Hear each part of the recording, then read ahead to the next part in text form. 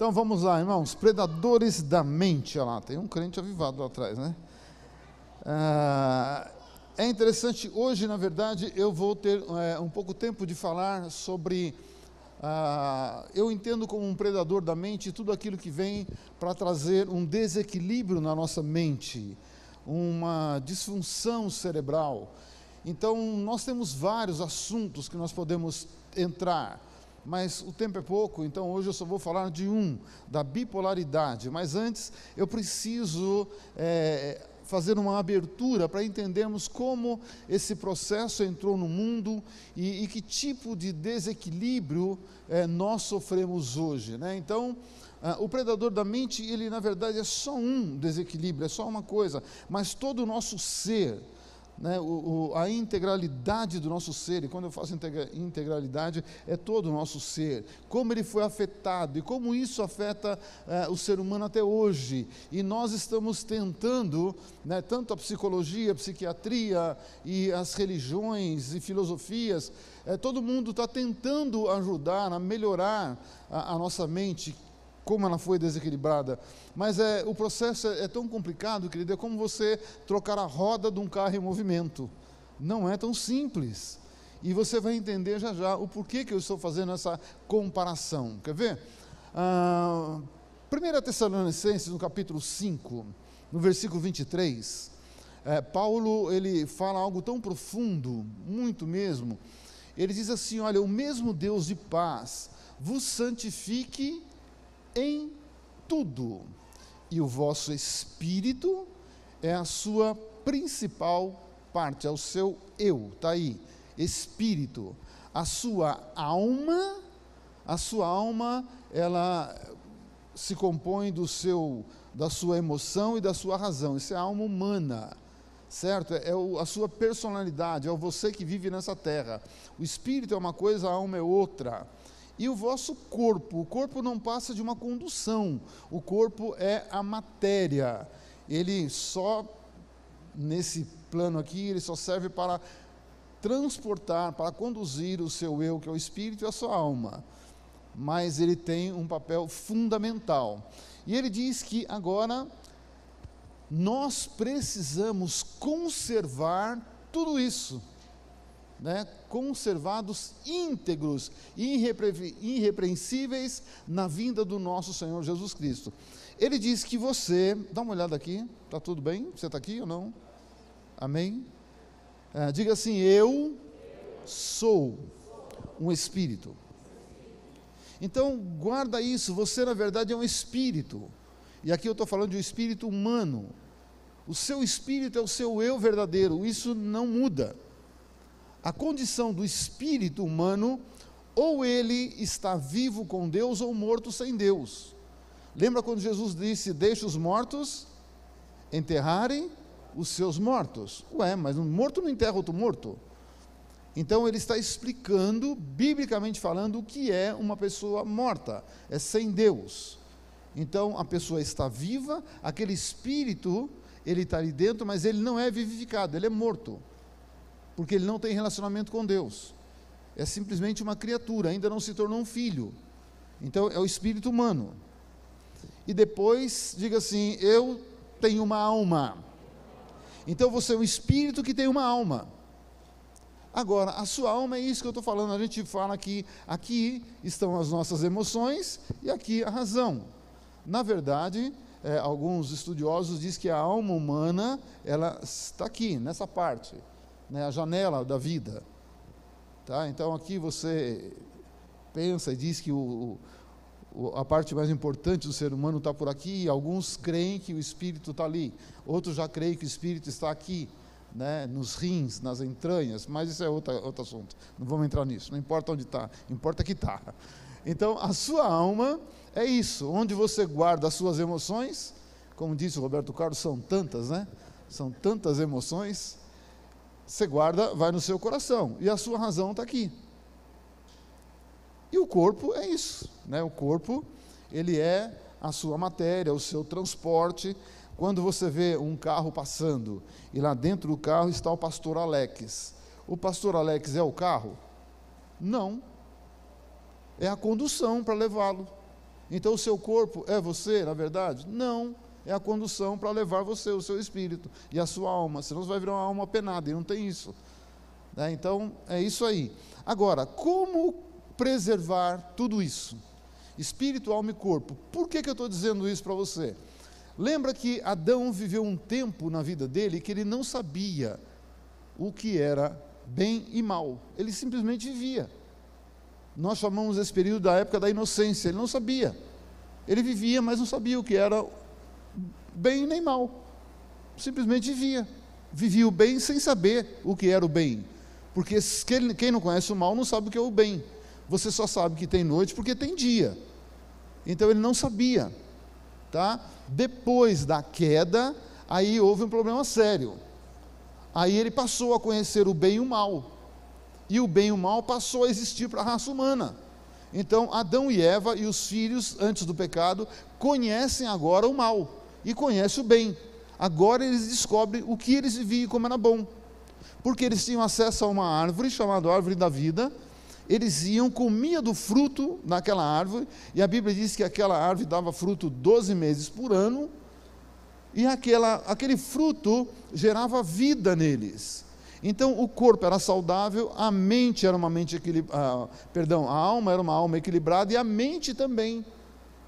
E o espírito estava vivificado, porque todos os dias tinha um encontro com Deus, todos os dias, na viração do dia, 6 horas da tarde. Então havia o equilíbrio no homem.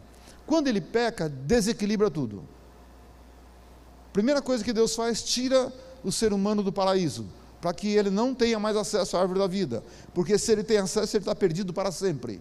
Então precisou tirar ele dali, colocar guardião na porta do paraíso, e não come desse fruto mais, porque esse fruto, se nós formos pensar, humanamente falando, e pensar numa razão, ele seria uma vitamina ou um composto que fazia com todo o corpo humano durasse para sempre. Então o corpo era saudável, não tinha...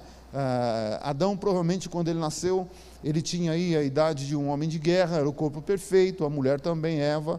Depois os filhos nascem perfeitos, e assim foi acontecendo. Mas quando pecou, acabou. O corpo sofre, conhece o que é dor, o que é doença, conhece tudo. A alma desequilibra. Então, o primeiro homem frustrado, o primeiro homem depressivo foi Adão. Tá, isso a gente vai falar no outro dia, mas só quero falar para você que o primeiro foi ele. Imagina um neto de Adão perguntando para ele: vô, como era conversar com Deus? Como era receber Deus todos os dias, pessoalmente? Imagina qual era a resposta que esse avô ia dar. Então foi o primeiro homem que conheceu a doença da alma. Logo do pecado ele teve medo, vergonha. Então aí já são as coisas que afetam a alma humana, já são predadores da mente e do coração, do sentimento e da razão, tá? Então vamos lá, a estrutura integral do ser humano, essa estrutura foi abalada. Então você pensa, o espírito humano é você, e o espírito humano ele é feito de princípios. Os primeiros princípios que a estrutura do espírito humano conheceu foram os princípios de Deus. Convivia com Deus e não sabia de outros princípios. Certo? Os princípios de Deus entraram na terra com a formação do povo judeu, e quando Jesus veio na terra, ele diz: eis que é chegado entre vós o reino dos céus. Ponto. Isso é um reino. O reino de Deus é outro reino, é outra coisa, não dá para entrar nisso agora. Mas Jesus está trazendo princípios do reino dos céus. Tá?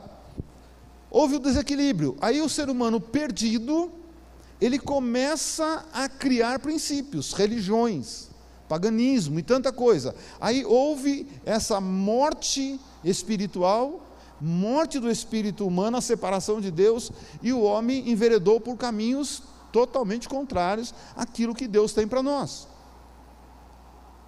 Então, hoje nós convivemos com princípios humanos e princípios divinos. E muitas vezes o princípio humano fala mais alto do que o princípio divino. E só que isso ele vai causando desequilíbrio cada vez mais. Você sabe o significado da palavra cafajeste?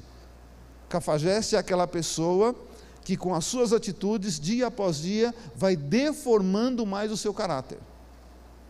Então isso é um cafajeste.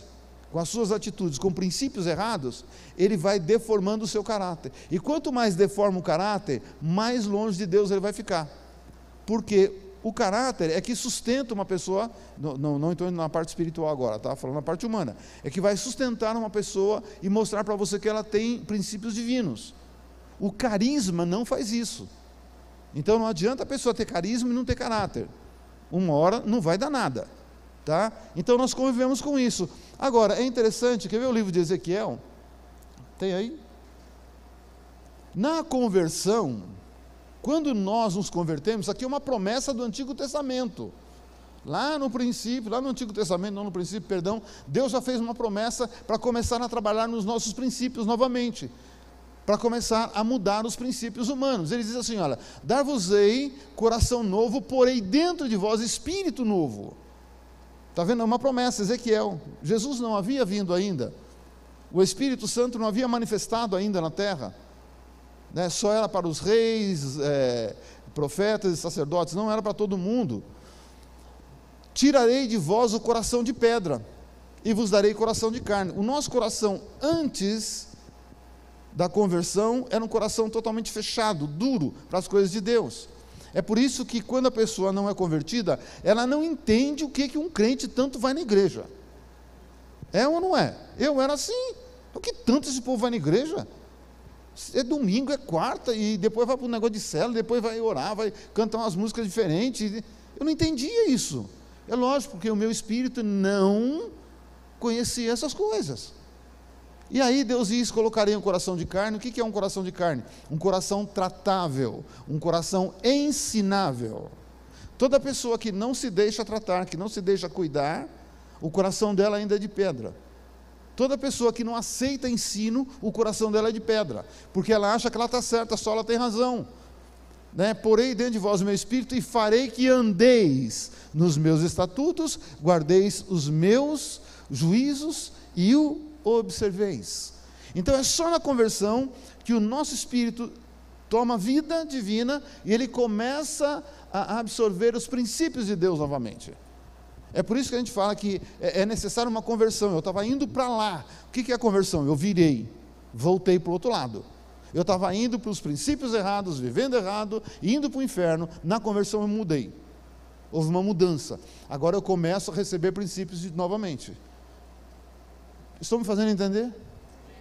Mas não é fácil, porque estamos trocando um pneu com o carro andando. Minha mente, meu espírito já está cheio de princípios errados.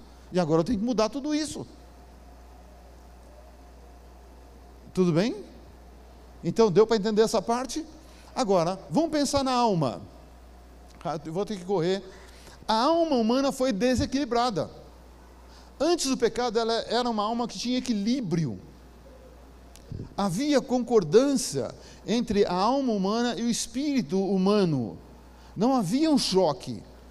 Porque o espírito estava vivo, conhecedor de um princípio só, princípio divino, e a alma tinha equilíbrio, não tem nada contra, estava tudo junto. Agora, com o pecado, desequilibrou tudo, desequilibrou o espírito, desequilibra a alma, e a alma conhece enfermidades, predadores da alma. O primeiro predador que se manifestou depois do pecado foi o medo. Ouvi a tua voz e tive medo e tive vergonha. Então, os primeiros predadores da alma e da mente foi a vergonha e o medo, tá? Mas não vou entrar nesse campo agora. Então, essa alma desequilibrada é o que é manifestada no mundo hoje. É por isso que você vê tantas confusões, tantas coisas, por conta do desequilíbrio da alma. Coloca para mim o texto, por favor. Apocalipse 3, 20 e 21. Eis que estou à porta e bato, se alguém ouvir a minha voz e abrir a porta, entrarei em sua casa, só que na outra tradução que eu gosto mais é no seu coração, e cearei com ele e ele comigo. Ao vencedor dar-lhe-ei sentar-se comigo no meu trono, assim como também eu venci e me sentei no trono do meu Pai, do lado do meu Pai. Jesus está lá. Esse texto aqui está em Apocalipse 3, é um texto que ele foi escrito para a igreja, não é para incrédulo, é para a igreja, sabe, isso aí é para uma igreja. Nós usamos o evangelismo, está certo também, mas aqui Deus está falando comigo e com você, depois da conversão. Quando eu me converti, eu disse sim, aceito Jesus, o Espírito Santo entrou em mim. Onde ele mora? No meu espírito. Ele mora junto com o meu espírito. E ele está batendo na porta da minha alma. Ele bate na porta. E ele diz, se você abrir a porta da sua alma, do seu coração, eu vou entrar, cear com você e você comigo. O que que é? Eu vou te dar do meu alimento. E você vai se alimentar do meu alimento. E com isso vai trazer o equilíbrio, a cura da alma. Mas o que nós vemos hoje é aquilo que Oséias disse, meu povo perece por falta de entendimento. As pessoas não sabem disso. E a grande maioria não abre a porta para o Espírito, não tem uma comunhão com o Espírito. Muita gente gosta de dons do Espírito, é maravilhoso isso. Só que antes do dom, é preciso conhecer os frutos. Porque os frutos do Espírito é que traz o equilíbrio da sua alma. E uma alma desequilibrada com dom é um perigo, é um Saul, que entrou na vontade permissiva de Deus e deu no que deu. Morreu na mão de uma feiticeira. Então, para que realmente eu possa ter uma vida equilibrada, mesmo depois de convertido, eu preciso conhecer o que são os frutos do Espírito e começar a lutar para manifestar o fruto do Espírito. O que é um fruto numa árvore, irmão?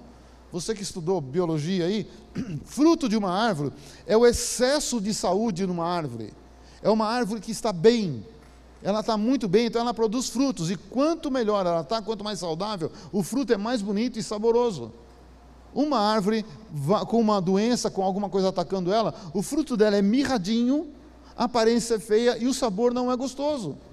Então, um cristão que ele realmente tem uma vida saudável com Deus, ele dá frutos.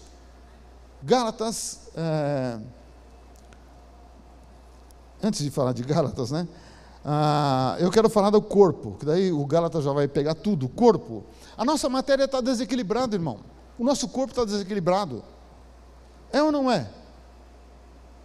Por quê? Por conta do nosso pecado, o pecado principal lá de Adão e Eva, e do nosso pecado hoje. Por que que nós estamos vivendo um tempo tão ruim na área da saúde?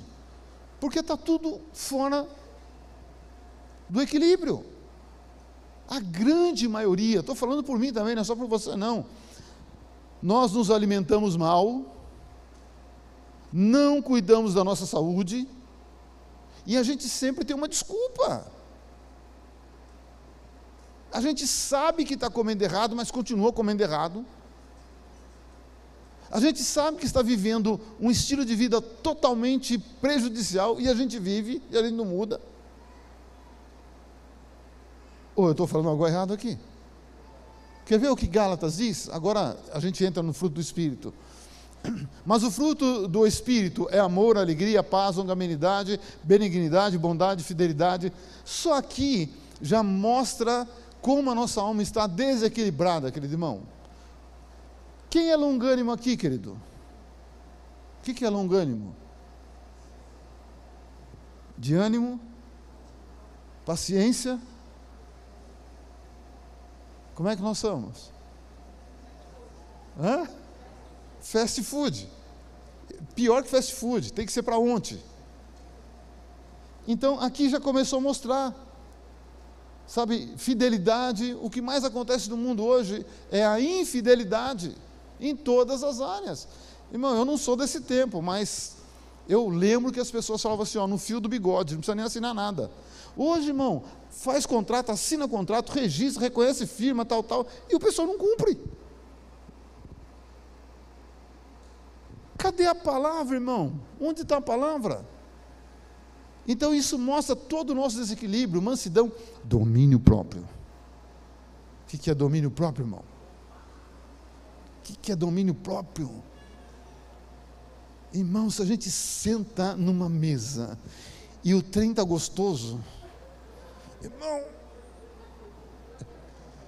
e depois de falar, Senhor, tira a caloria, tira a falta de vergonha, irmão. Não temos domínio próprio, irmão. É ou não é? Imagina, tem gente que o pavio não é curto, não, irmão, não tem pavio. Então tudo isso aqui está mostrando o desequilíbrio da nossa alma, que isso vai refletir no nosso corpo. É ou não é? Irmão, quantos chocolates tem por aqui? Não precisa levantar a mão não. Não levanta a mão não. Mas tem gente que guarda chocolate na gaveta do criado mudo.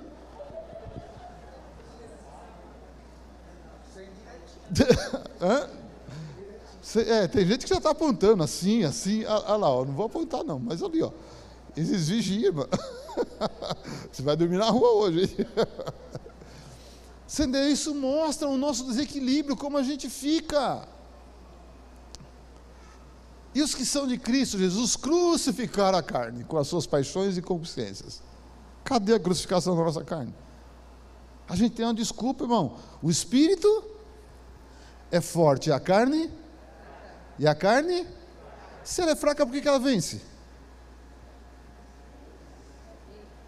Olha a nossa incoerência. Não, o espírito é forte, está preparado, e a carne é fraca. Mas se a carne fraca está vencendo esse espírito forte, então esse espírito não tem força nenhuma. Nem para arrumar desculpa a gente está servindo mais. Se vivemos no espírito, andemos também no espírito. Não nos deixemos possuir de vanglória, provocando uns aos outros, tendo inveja um dos outros. Isso também não acontece na igreja, irmão. Não existe provocação. Na igreja não tem inveja. Nada. Irmão, vou falar só da vida nova aqui, hein? Os ministérios caminham bem, não tem briga no meio dos ministérios. Eu estendo a mão para te ajudar, você que é do outro. Aleluia. Obrigado. Mas, querido irmão, isso mostra o desequilíbrio depois de convertido. Sabe, onde está o amor que é fruto do Espírito? Onde está o estender a mão? Nós vamos trabalhar junto. Então isso mostra o desequilíbrio da nossa alma que afeta o nosso corpo. Então nós estamos desequilibrados.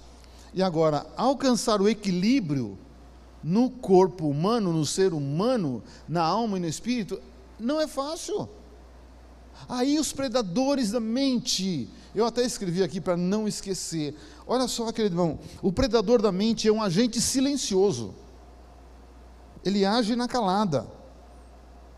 Ele é o causador do transtorno mental, que pode estar presente em qualquer fase da vida de uma pessoa. Não importa a fase que a pessoa vive, ele pode estar ali presente na vida dela. E seus reflexos acontecem no âmbito psicológico, e podem ter reflexos no físico, dependendo do estágio do problema que ele causou.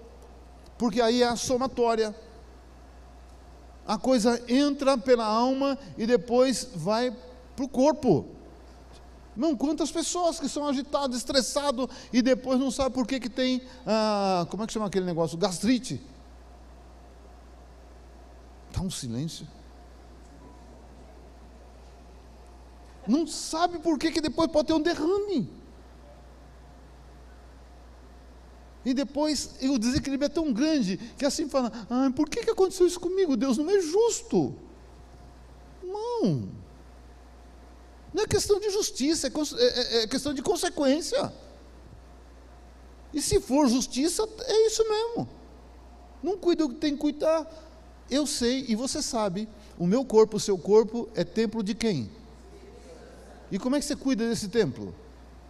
Tem mulher que cuida mais da casa dela do que do templo do Espírito.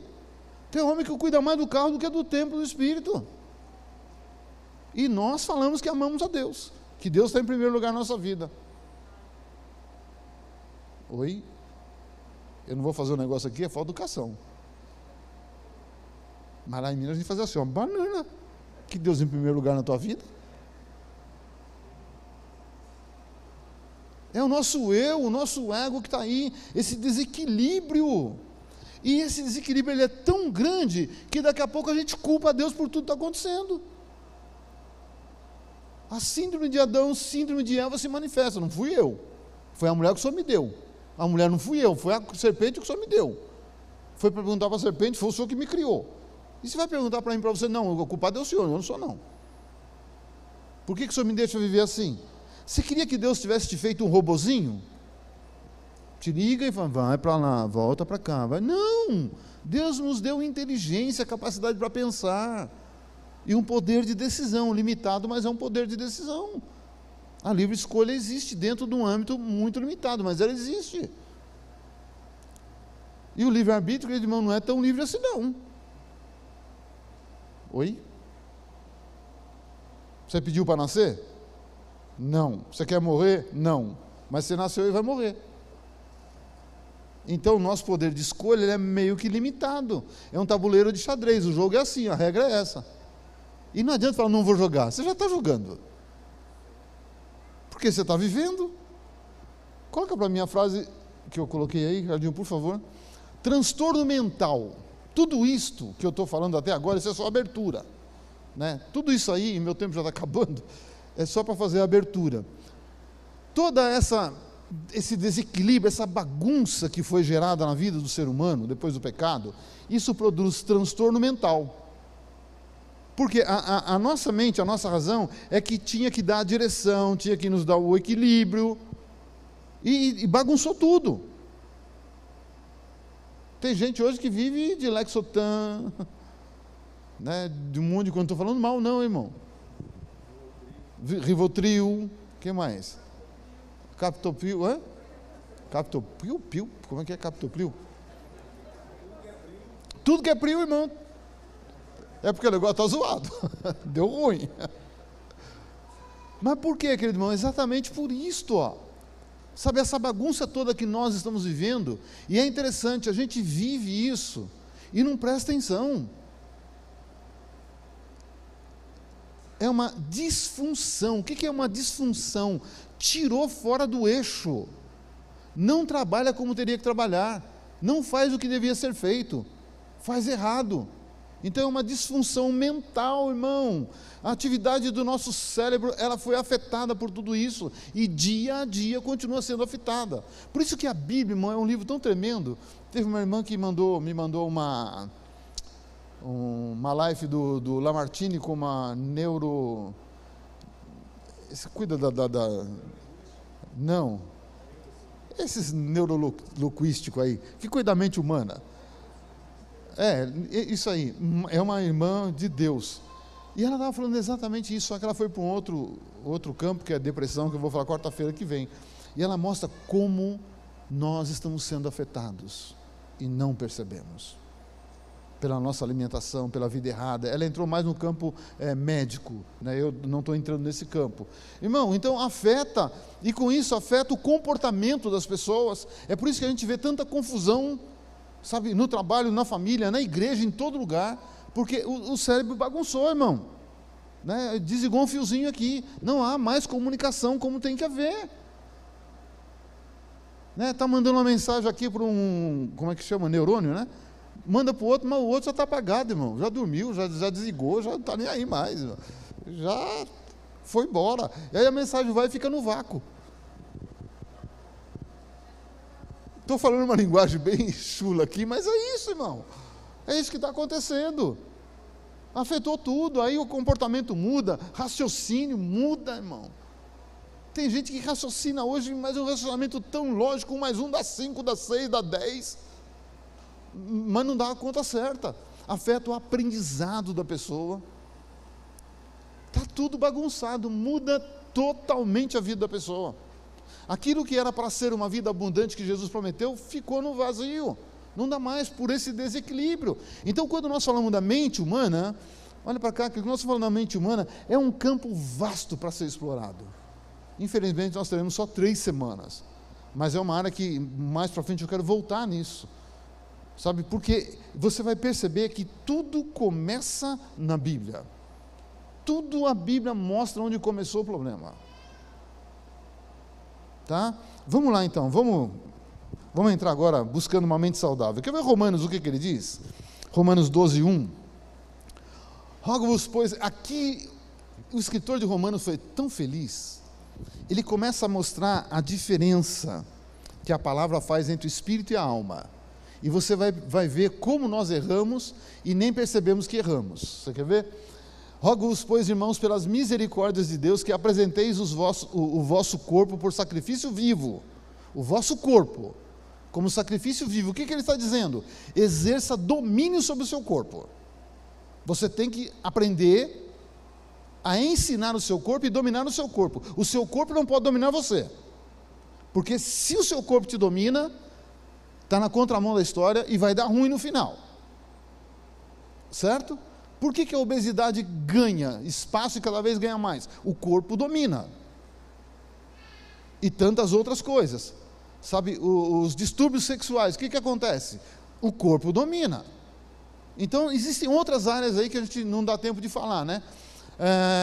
Que apresenteis o vosso corpo por sacrifício vivo, santo, agradável a Deus, que é o vosso culto o quê? Que é o vosso culto o quê? É o vosso culto da razão. Esse culto que nós estamos aqui, ele não é racional e não pode ser racional. Porque eu não vou prestar um culto a Deus segundo o meu entendimento. Eu vou prestar um culto a Deus segundo o Espírito Santo me conduz.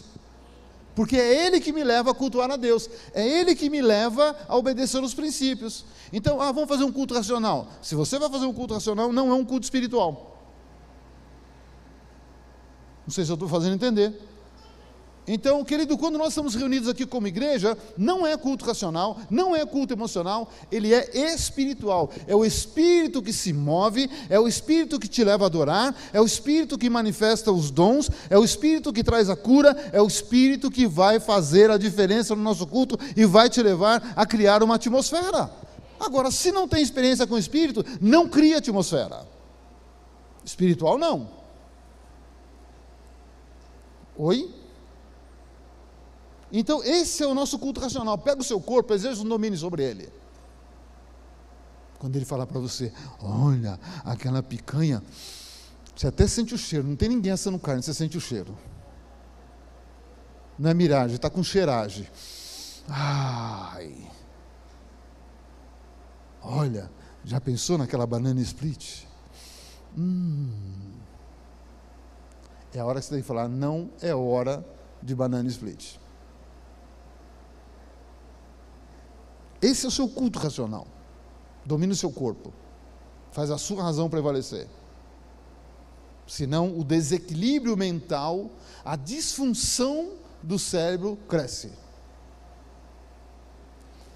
E não vos conformeis com esses séculos, mas transformai-vos pela renovação da vossa mente, para que experimenteis qual seja boa, agradável e perfeita vontade de Deus. Querido, se eu entendo o que é essa renovação, e essa coisa é tão interessante, você sabia que só no Brasil nós falamos, vamos para o culto hoje?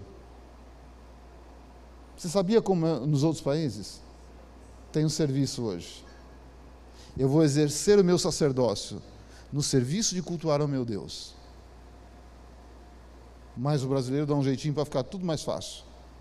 Vou cultuar. Não, você vai oferecer um serviço de adoração a Deus.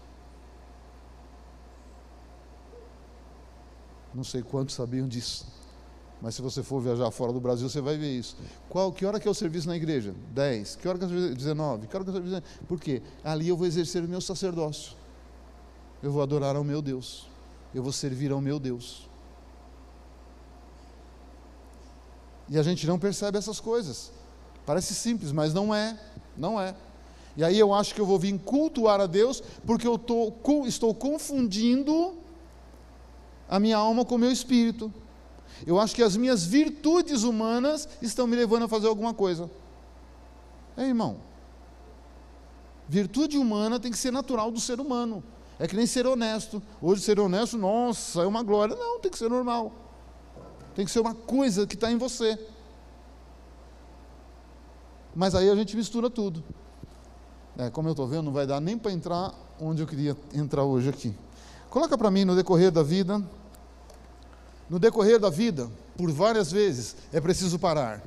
Sair do automático, renovar a mente, colocando as coisas no seu devido lugar. O que é espiritual, o que é alma, o que é carne. Tem hora que você precisa parar.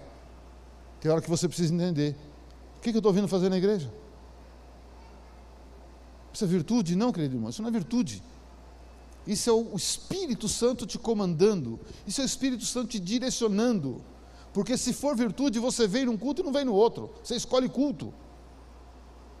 No dia da ceia eu vou. Isso é virtude. Mas a minha disposição espiritual é adorar a Deus sempre. Mas eu estou confundindo. Um dos motivos é que a nossa raiz é muito católica. Então, se eu fui na igreja, fui na missa, já fiz a minha obrigação. Eu fui católico. Sem vergonha, mas fui.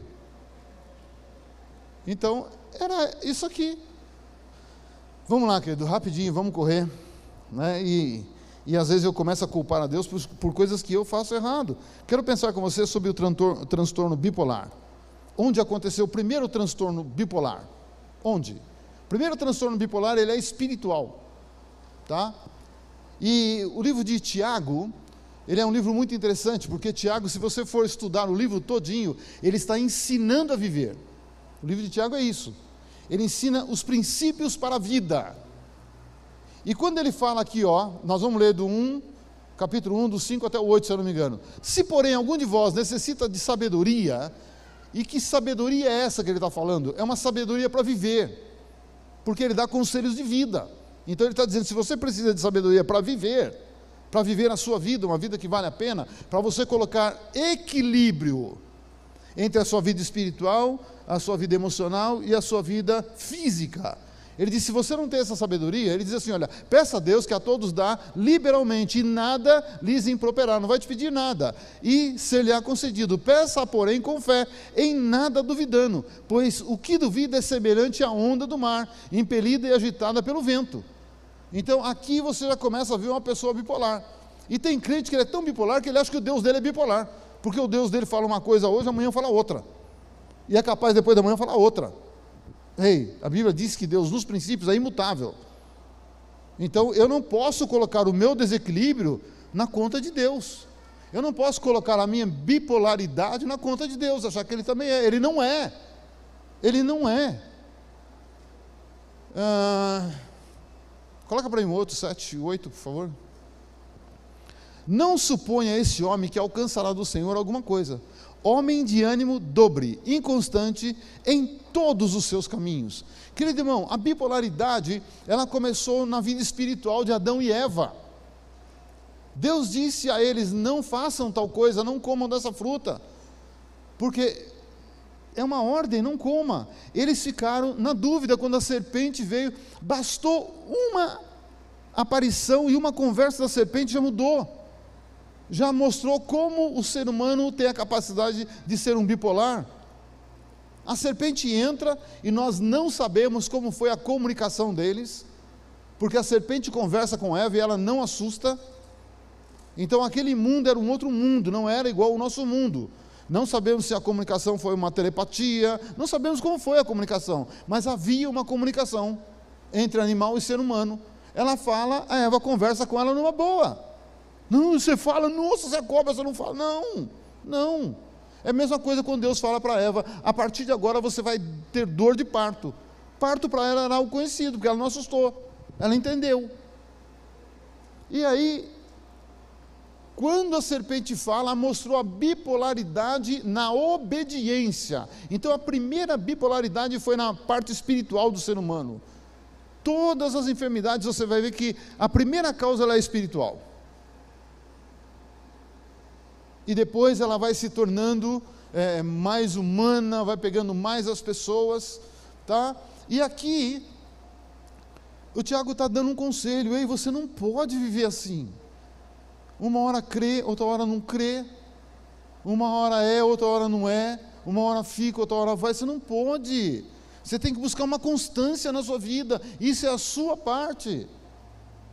O livro de 2 Pedro, ele dá um conselho, despojando-vos.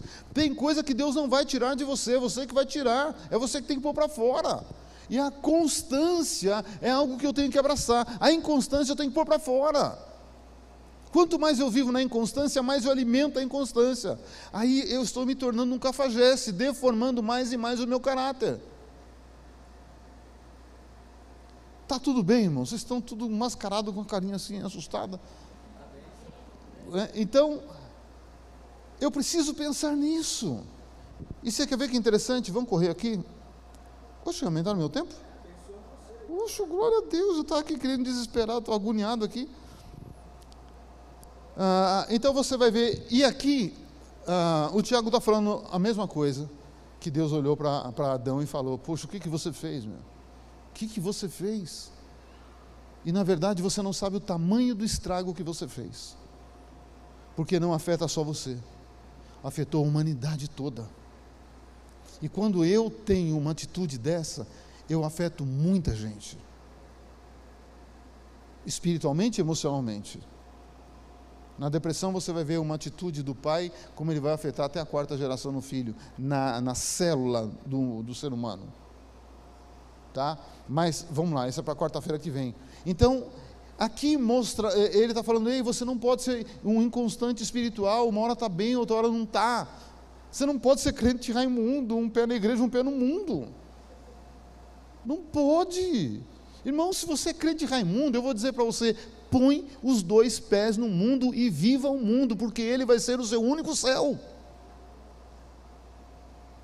Não vai ter outro. Agora que fez silêncio. Então eu preciso ser uma pessoa de posição, de posicionamento. É fácil? É lógico que não, mas tem coisas na vida que você não pode brincar. Não brinque com a vida, porque ela não brinca com você. Lá fora a bala é de verdade. Então eu estou falando para você assim, porque eu te amo mesmo. Estou falando para você um assunto muito sério, irmão, muito sério. Você está pregando o evangelho do terror? Se isso mudar a sua vida, é o evangelho do terror. Se isso mudar na minha vida, é o evangelho do terror. Porque a coisa está afunilando cada vez mais, querido, cada vez mais. É essa preocupação de Tiago que está ensinando a vida para nós. Leia o livro de Tiago, ele é curtinho, irmão. Leia, estuda ele, você vai aprender que coisa maravilhosa que é um ensino para a vida. Vai te mostrar como lidar com as coisas de Deus, como lidar com as pessoas, com tudo. Leia aquilo ali, mas não é para desencargo de consciência. Já li a Bíblia hoje, glória a Deus, aleluia, eu vou dormir. Não. Se for fazer isso, não leia. Leia para entender. Não entendi, volta de novo. Sou cabeçudo, não entendi, volta de novo.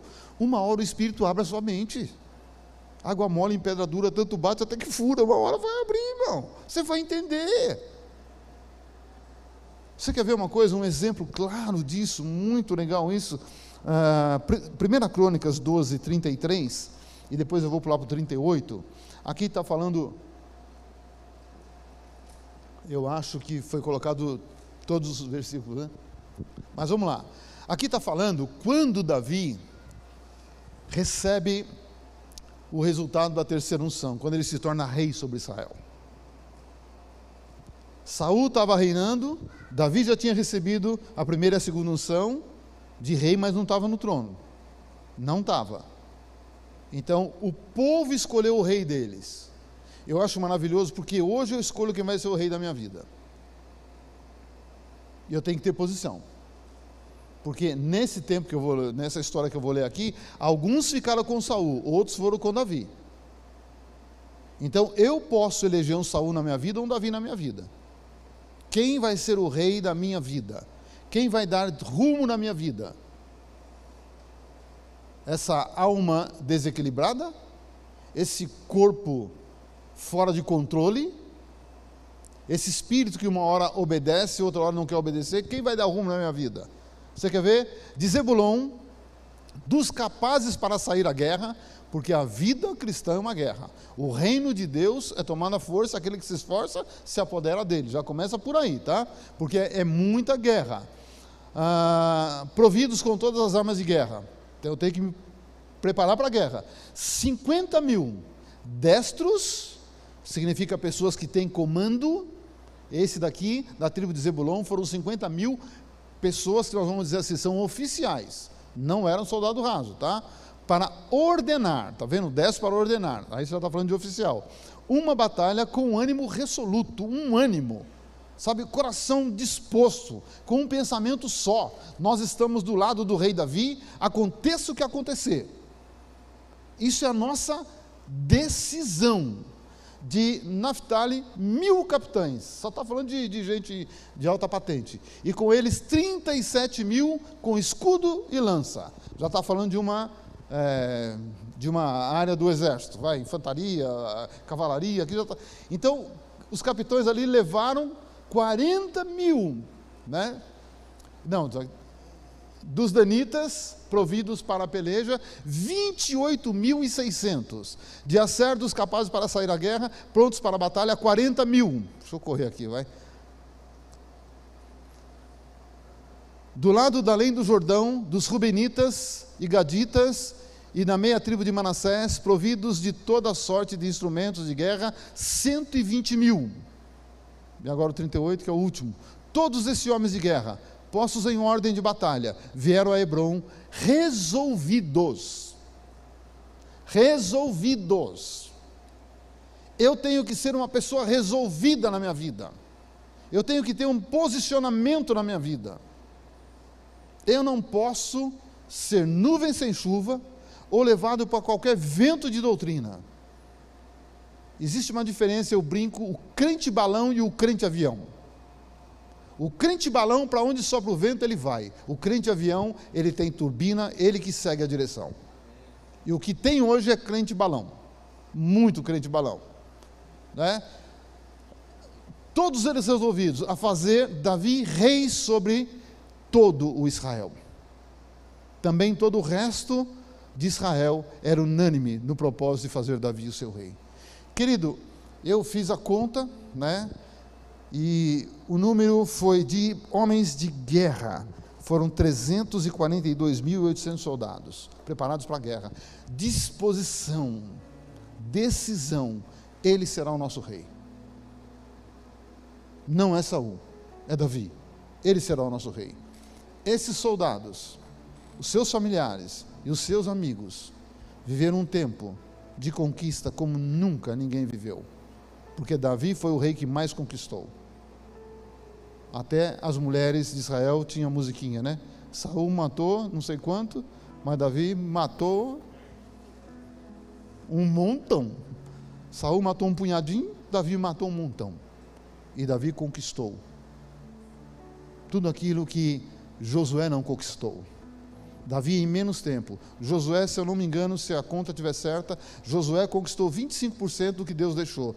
Davi em menos tempo conquistou 75% a mais, o restante, né? 75% do que Josué não conquistou. Então, querido irmão, o que eu quero dizer para você, a bipolaridade nasceu no Jardim do Éden, quando Adão e Eva caíram, balançaram, e ela continua na terra até hoje, infelizmente, agindo na terra. A pessoa com um coração que mora está, outra hora não está, é indecisa, não sabe o que fazer, e depois disso veio a bipolaridade. Hoje está no mundo, sabe, levando pessoas a um desequilíbrio muito grande. Isso afeta a alma da pessoa, afeta a mente, a razão, comportamento, ensino, afeta tudo na vida. É um predador da mente, que causa um estrago muito grande. E às vezes isso afeta o corpo da pessoa. Me perdoe pelo tempo, é muito pouquinho tempo. Mas espero que o Espírito fale com você, muito mais do que eu falei aqui. E o meu alerta para mim e para você, não é só para você não. Primeira coisa da bipolaridade, não vamos ser bipolares espiritualmente falando. Estou com Deus, porque deve é. Jesus é meu Senhor, porque deve é. Os princípios que Ele estabeleceu, estou junto, estou dentro, porque princípio é inegociável. Você pode negociar qualquer coisa da sua vida, princípio nunca, nunca. Eu, desde que eu aprendi isso, eu busco, irmão, e às vezes é difícil. Esse é o princípio que eu aprendi, é nele que eu vou andar. Muitas vezes vai te custar muito, muito. É aquilo que a Bíblia ensina. Se você deu a palavra para a pessoa, e depois para você cumprir a palavra, você vai ter prejuízo financeiro, tenha prejuízo financeiro. Porque é Deus que vai te honrar. Porque a partir do momento que você honra o princípio, Deus te honra. E quando eu saio dessa bipolaridade espiritual, toda a minha vida vai sair da bipolaridade. Porque a minha emoção começa a viver um equilíbrio, porque Deus começa a trazer. Para terminar, Isaías 10, 27, a Bíblia fala algo muito interessante. acontecerá naquele dia que o peso será tirado do teu ombro e o seu jugo do teu pescoço. O jugo será despedaçado por causa da gordura. Esse texto está falando sobre Israel, um tempo em que os assírios dominaram por ordem de Deus, e Deus colocou esse povo para dominar sobre Israel pela desobediência. Mas Deus falou: chegou a hora, sabe que vai acabar isso. Isso acaba, porque a unção com óleo, que gordura ali é o óleo, e a unção com óleo significa o poder de Deus derramado. Deus disse: eu vou quebrar esse jugo. Jugo é aquela canga de boi. Quem morou no interior sabe o que é isso. Põe o carro de boi e põe lá 4 bois com canga. É uma peça de madeira que pega aqui, trava aqui embaixo e tem uma vara que vai puxando a carroça. E o homem põe o peso que ele quer na carroça e os bois são obrigados a puxar. Muitas pessoas estão carregando, sabe, muito peso por causa da bipolaridade. Não tem o poder, a capacidade de decisão. Deus não quer você desse jeito. Deus quer você uma pessoa decidida. Então, querido, no final do culto, nós vamos estar aqui, os pastores. Se você quiser receber essa unção, nós vamos estar ungindo a sua testa, tá? Só vou pedir para a gente não fazer aglomeração, respeitar os espaços aqui, e nós vamos colocar o óleo na sua fronte e declarar isso, né? Essa unção é para despedaçar esse jugo. Amém? Eu me fiz entender, querido? Que o Senhor possa realmente falar muito mais. Pai, muito obrigado por essa noite. Obrigado, Senhor, pela oportunidade de compartilhar a Tua palavra. Senhor, nós queremos ficar livres de todo predador da nossa mente. Nós não queremos ter uma vida conturbada, uma vida fora do controle. Nós precisamos estar no centro da Tua vontade. Então nós dependemos do agir do Teu Espírito. No nome de Jesus, queremos viver os frutos do Espírito, a mansidão, a fidelidade, o domínio próprio e todos esses frutos, Senhor, nos ajuda. Pai, nessa noite nós faremos a unção que despedaça o jugo. Então, Deus querido, eu quero pedir ao Senhor que o jugo espiritual, que Ele é o primeiro a aparecer, Ele traz as consequências. Que nessa noite esse jugo seja despedaçado. No nome de Jesus. Amém.